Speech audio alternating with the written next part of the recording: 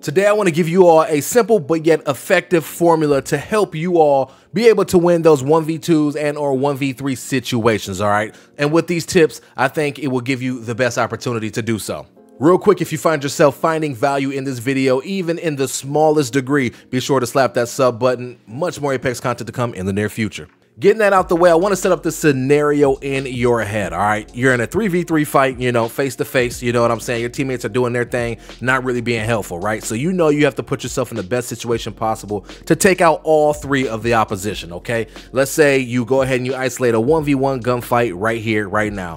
Boom, boom, boom, you guys fire back and forth, you get the knock. Boom. The first thing you need to do after getting that knock, you need to find a way to thirst that opposition as fast as possible so that you can pull off the armor swap, okay? In the middle of a fight, swapping out your depleted armor for a fresh armor will give you the best opportunity to take on that next 1v1 or possible 1v2 situation, depending on if the opposition is pushing you as a duo or if they are pushing you, you know, just like that prior gunfight and they end up creating a 1v1 situation yet again. Remember that this should be a priority, especially when you realize you are in a handicapped situation. It's the quickest way for you to get your shield back up without having to pop a cell or a bat, and it will give you a fighting chance against the remaining opposition. Now, there are some instances where this is not viable. If you get the knock and you know the opposition is literally closing the gap at the moment you get the knock, then okay, you may need to peel back and rip a bat real quick.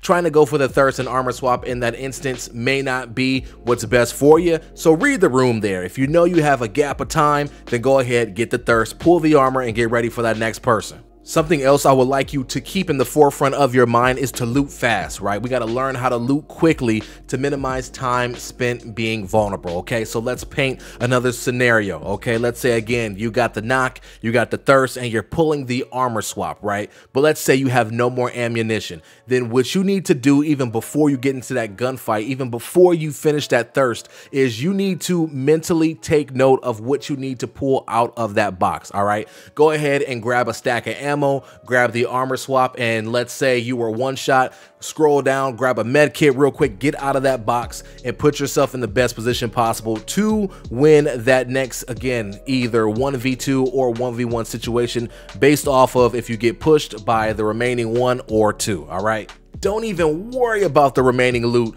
Oh man, he has 4 batteries and he has 8 cells. I want to get all that stuff. Don't even worry about that. Focus on winning the gunfight at hand, and then you can go back in the box later and you can pull the rest of the stuff that I know you want. And look, I'm kind of talking to myself here because I'm at a place where I will carry 6 to 8 batteries for no reason.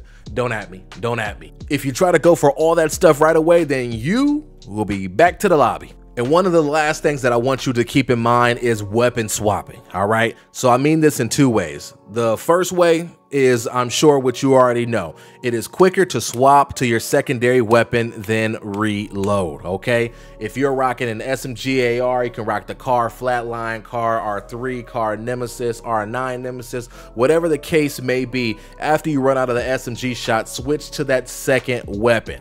Okay, switch to that second weapon and go ahead and clean up. You should be in a position where that second weapon, all you have to do is hit a few shots from it and you should be able to get that knock. The second way we can weapon swap takes a little bit more mental prowess, and that's totally fine. It takes a long time to even really be able to understand fully, right? Let's say you are in an R99 fight, you know, the opposition has an R9, you have an R9, but you get the knock on them. Something that you can do, believe it or not, is after you get the thirst, you get the armor swap, you can swap your R9 for their R9, and guess what? You're ready for the next fight without even having to reload, because when you pick up their R9, it should be full magged and all your attachments will go ahead and flip over, and you have a fresh armor. You are ready to rock now. Just know that sometimes can be a little bit risky, because if they completely expended all of their ammo, then when you swap to their R9, you will have no ammo and still have to reload anywhere. So you have to read the room almost at lightning speed.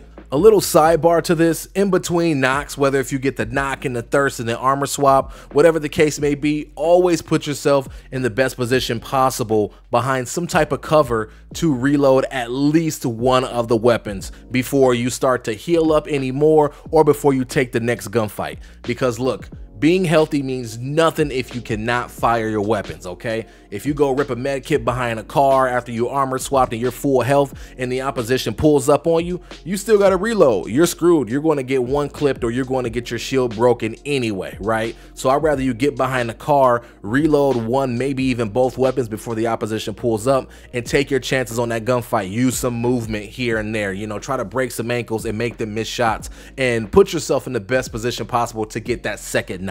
Focusing on those few points that I mentioned prior will put you in the best position possible to win gunfights, handicap or not. Are they perfect? No, because Apex is Apex and nothing will ever flow perfectly. But keeping these things in mind will give you the best opportunity to win those gunfights as long as you're hitting your shots and as long as you are taking smart fights. The info I shared is not perfect by any means, but it will set the framework to put you in the best position possible moving forward. And with that being said, I love you all. Thank you all so much for coming and watching. I'll catch you on the next video. Peace.